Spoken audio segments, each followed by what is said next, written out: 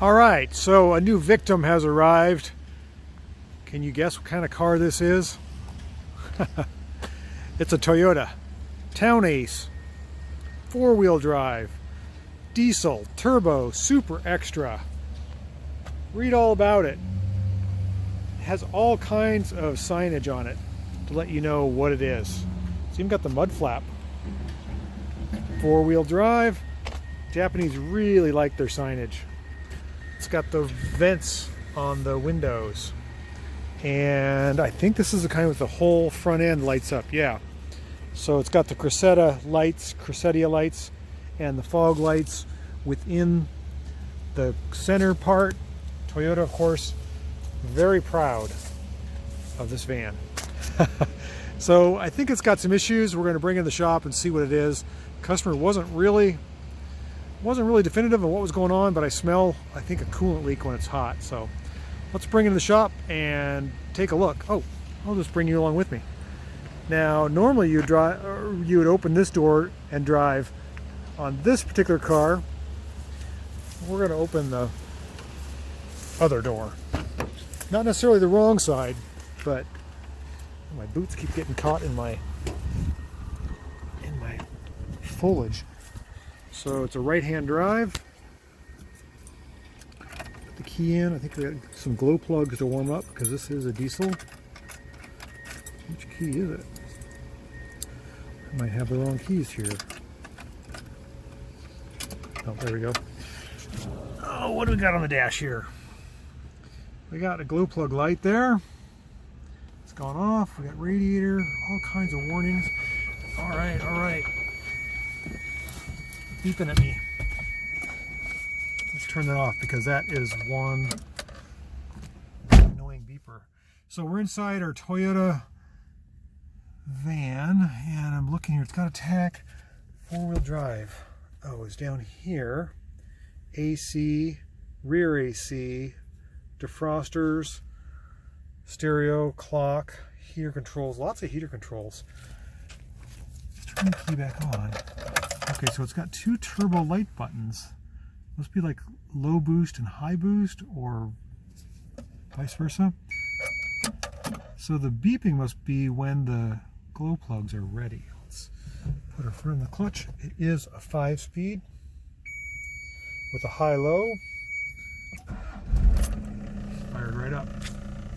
That's nice. Okay, let's pull this thing in the shop and just see how she looks. Find reverse. All right, so we just pulled our Toyota Town Ace, sorry, into the shop, and it does have locking four-wheel drive hubs. It does have a real transfer case there, the second knob on the. And what else has I got here? Oh, that must be the fast idle for the. Yeah. Brake fluid here, and then it has the maintenance records from Japan. Looks like it had a timing belt at 131,000 kilometers. What's it got? 146 now, 145. But there's something going on with it. I got to pull the driver's seat. The passenger seat lifts up for engine access, but there's a leak, I think, on this side, a coolant leak. So I'm going to take a look at it. Okay, so we're trying to figure out what's going on with our Toyota Town Ace. I've got the driver's seat out, the passenger seat up, and there are coolant stains. If you look way down in there, you'll see those stains. Somewhere's around the turbo area. The turbo is about right here, and the radiator is in this area, and there's a leak right about here. Added some water to the radiator, took 2 gallons, it was empty, it smells hot. I need to figure out what's going on here. So the seat's got to come out, the shifter's got to come out. Somebody's been here before because they numbered all the bolts, and I just got to figure out what's going on. Maybe I can just lift this up a little bit and get a flashlight in there and see what's going on. I don't know, but this is what a Town Ace looks like when you have stripped the driver's seat out and you want to work on the engine.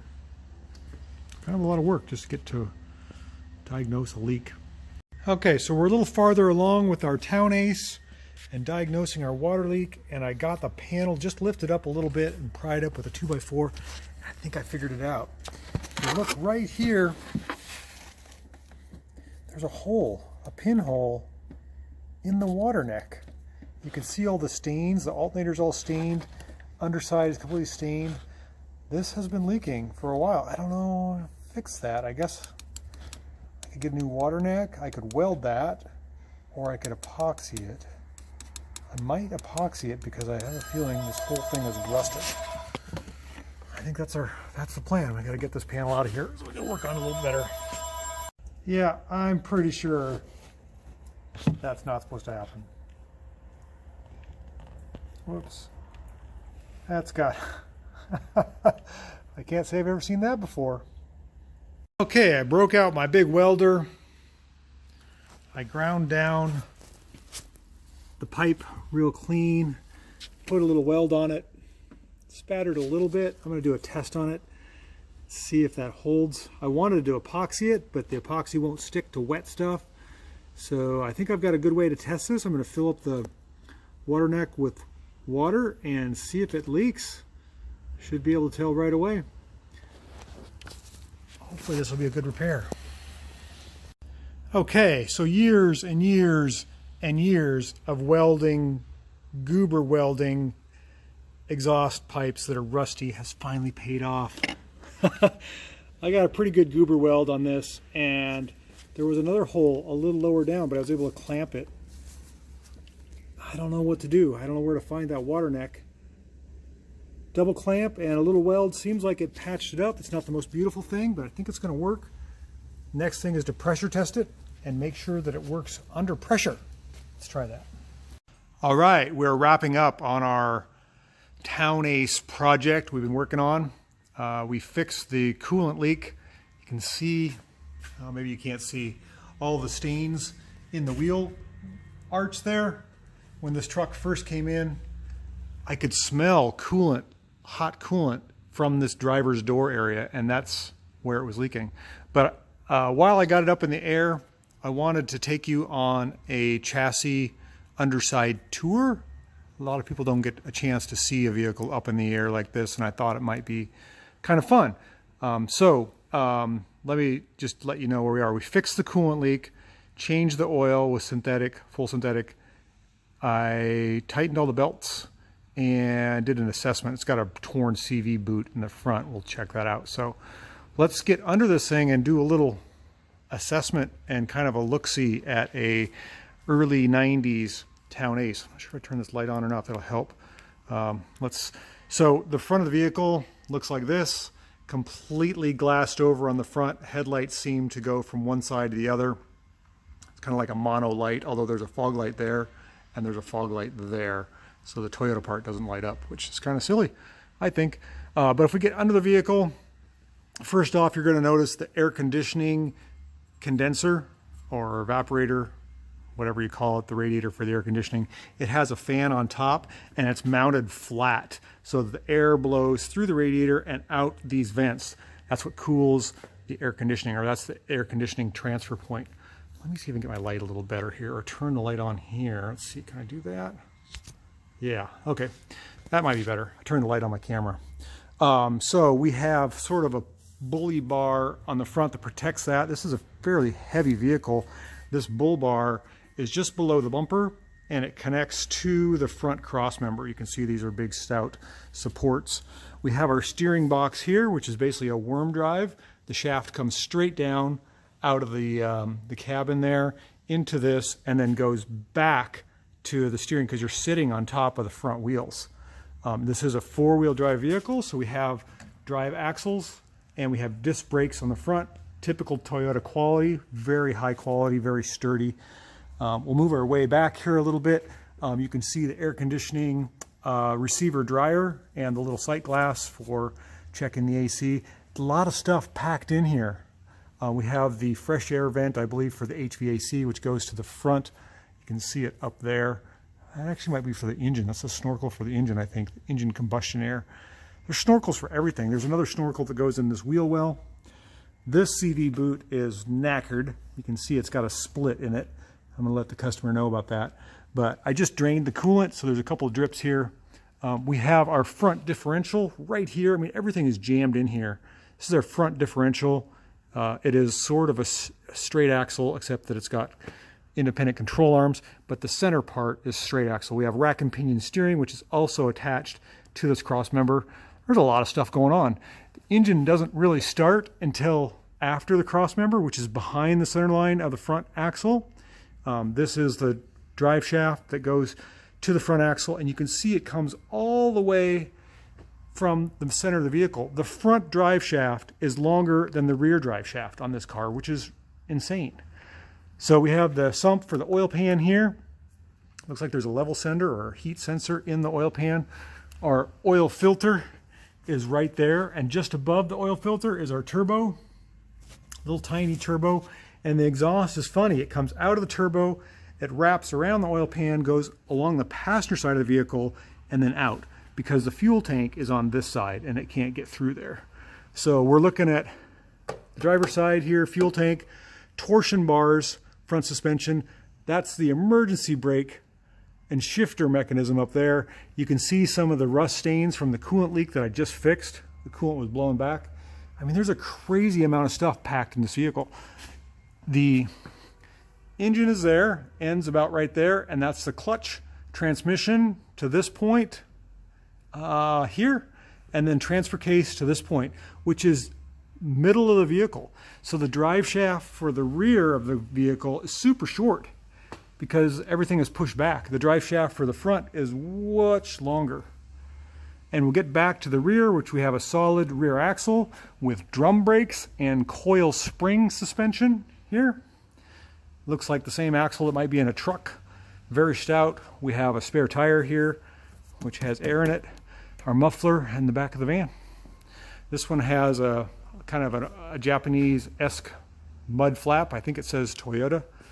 It does say Toyota there. It's kind of faded. Bumpers had some spray repairs, and super extra turbo.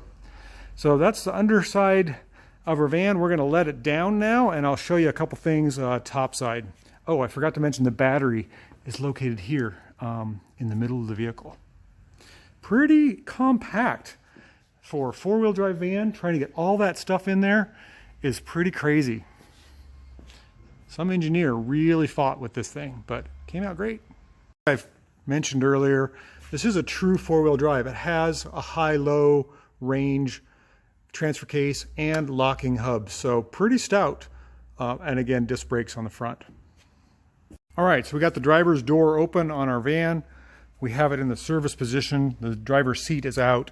I had this entire panel up. You can, if you review, I had it propped up so that I could weld the hole that was in the coolant pipe. I have the shifter and everything all back together, although the knobs and trim isn't back on yet. I've got the engine, well, not full of oil. I've got 4.5 quarts in it. I'm going to start it up and see how much it takes. I don't think it takes 5. So we're going to do that now. Let's see what happens here. We turn the key. So we get the glow plug light to go off. Yep, just went off. It should fire up. There is a fast idle for the diesel, but I'm going to, it's beeping at me, which I think it means it's ready to go. Make sure we're neutral. Make sure my oil cans will come out, which they're gonna. And make sure we got oil pressure. And we do. Okay, so I'm gonna turn it off. It's gonna stink up my shop. I want to circulate the oil, and then I can check the oil level, and then I'm gonna push this thing outside, let it run for a good half hour, and make sure the coolant thing is all fixed. So I'm gonna put it back together, and the next time you see it, it'll be assembled, and we'll take it for a drive. All right, so we got our Toyota Hi-Ace out here idling with the lineup of vans. Make sure it's not leaking. It's been out here running for a while. Runs great.